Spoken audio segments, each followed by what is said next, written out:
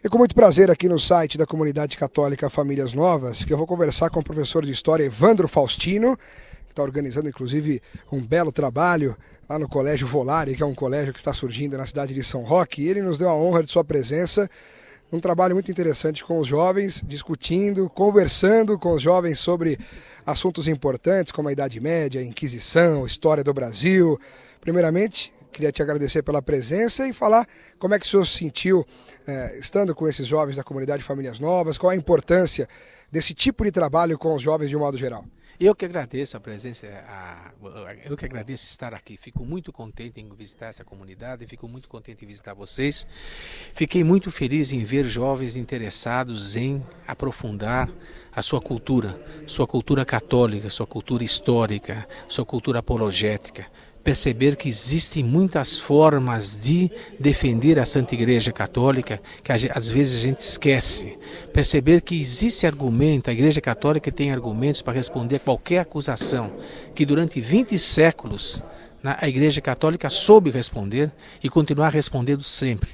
Perceber que sempre o católico terá como responder a qualquer acusação contra a Igreja, que a Igreja não pode ser atacada por ninguém porque é eterna. Hoje nós tratamos do assunto da Inquisição, tratamos do assunto da colonização do Brasil, da presença da Igreja na colonização do Brasil, tratamos também do polêmico assunto da Idade Média, falamos da cultura da Igreja Católica, falamos das poesias que a Igreja Católica ajudou a desenvolver, falamos de pinturas católicas, de vitrais, falamos de muitas coisas bonitas que só nos ajudaram a crescer o nosso amor à Santa Igreja. Eu acompanhei tudo isso de perto, não é? Agora, para quem não teve a oportunidade de acompanhar, são coisas que os jovens de hoje, né, de um modo geral, já que esse trabalho foi especificamente direcionado aos jovens da comunidade, têm onde pesquisar, têm onde buscar. É possível ir atrás de argumentos concretos, sólidos, para se debater em qualquer situação, professor? Sim, há bastante argumento publicado, há bastante sites que são muito bons, que nos ajudam a entender a Santa Igreja Católica. É só procurar na internet. Um que eu recomendo de maneira especial é a coleção de obras da Pergunta e Responderemos, que reúne um acervo enorme de argumentos, de opiniões, de autoridades defendendo a Santa Igreja. Procure no site Pergunte e Responderemos, encontrarão muita coisa de bom.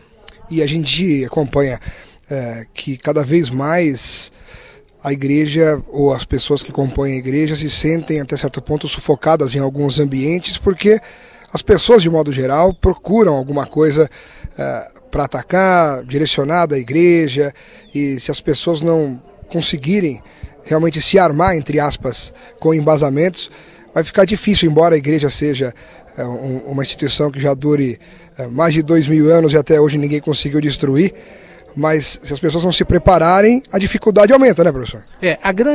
O grande problema, às vezes, não é tanto essa preocupação de defender a Santa Igreja contra os seus ataques. A Santa Igreja é eterna e tem Deus que a defende, e nós sabemos que qualquer ataque contra a Santa Igreja está destinado a morrer.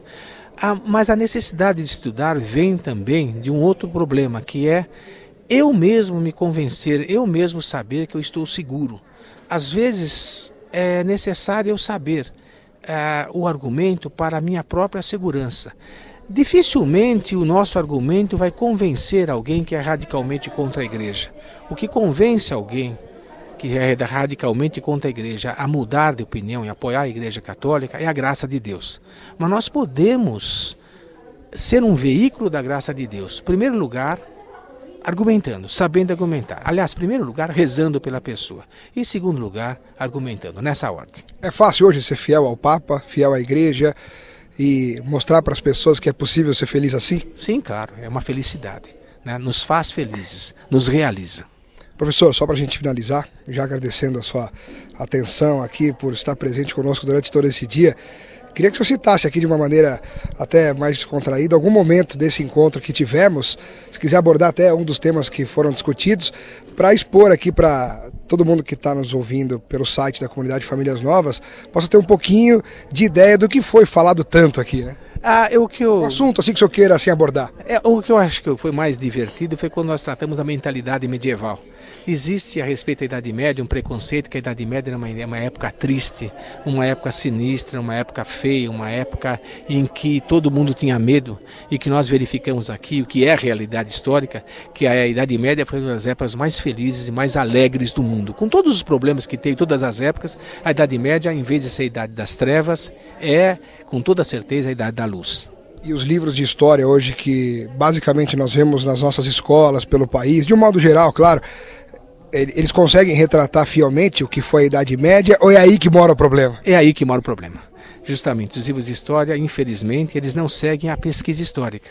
A pesquisa histórica universitária está muito bem embasada e muito bem documentada. Inclusive no Brasil nós temos instituições que tratam este estudo da Idade Média, como a ABREM, Associação Brasileira de Estudos Medievais, que são associações muito sérias e muito boas, mas infelizmente isso não passa para o livro didático.